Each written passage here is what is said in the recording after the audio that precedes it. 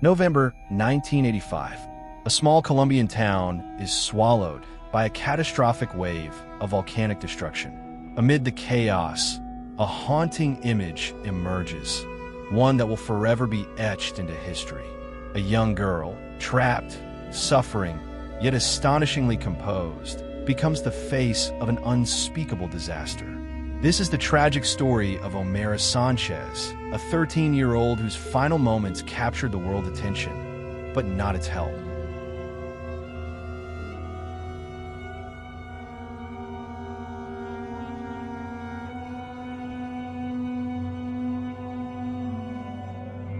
On November 13, 1985, the Nevado del Ruiz volcano erupted in Colombia. Though the explosion itself was moderate, the real devastation came from what followed: a lethal lahar, a fast-moving torrent of mud and debris triggered by melting glaciers. In its path lay the town of Armero, home to 29,000 people. Within hours, over 20,000 lives were lost.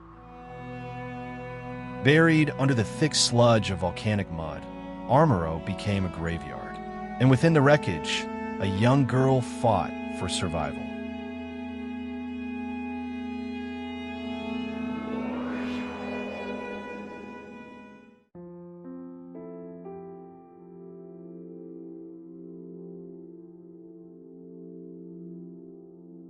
Omaira Sanchez was just 13 years old when she found herself trapped in the ruins of her home. Concrete, wood, and debris pinned her lower body, while freezing floodwaters surrounded her. Rescuers arrived, but were helpless. Her legs were pinned beneath the collapsed roof of her home, and freeing her would have meant amputating her legs without proper medical equipment. Despite her dire condition, Omaira remained remarkably composed. Witnesses recall her courage, her kindness, and even her ability to smile through the pain. She spoke of her family, her school, and her dreams, unaware that the world was watching.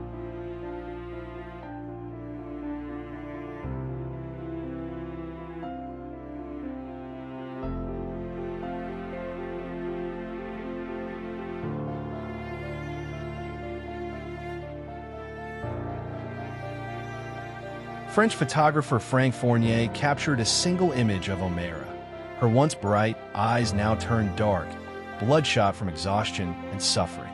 The photo spread across the world like wildfire, sparking both outrage and heartbreak. How could this happen?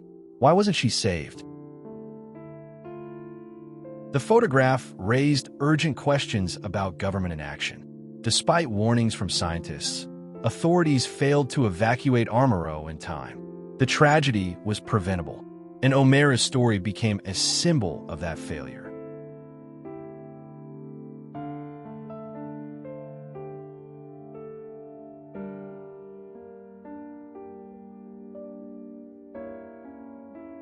For nearly 60 hours, Omaira held on, her strength astonishing all who met her.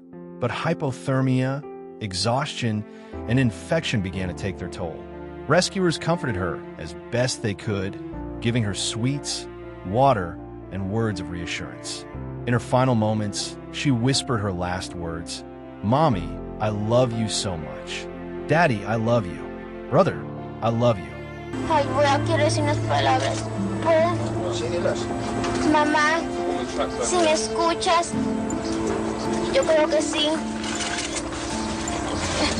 Reza para que yo pueda caminar y esta gente me ayude.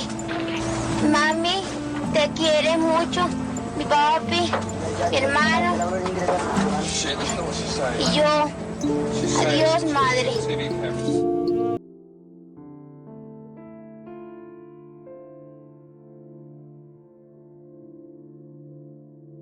The image of Omaira sparked debate. Was it necessary to capture her suffering, or was it an exploitation of tragedy? Fournier defended his work, stating that the image wasn't just about Omaira, but about the failures that led to her death. In the years since, Omaira's story has remained a painful but powerful reminder of human vulnerability in the face of nature and the importance of preparedness. Her legacy is one of resilience, a final act of bravery that still echoes decades later. Omaira Sanchez's story is one of unimaginable tragedy, but also one of extraordinary strength. She faced death with courage and dignity, leaving behind a haunting yet powerful message. What do you think about the photograph?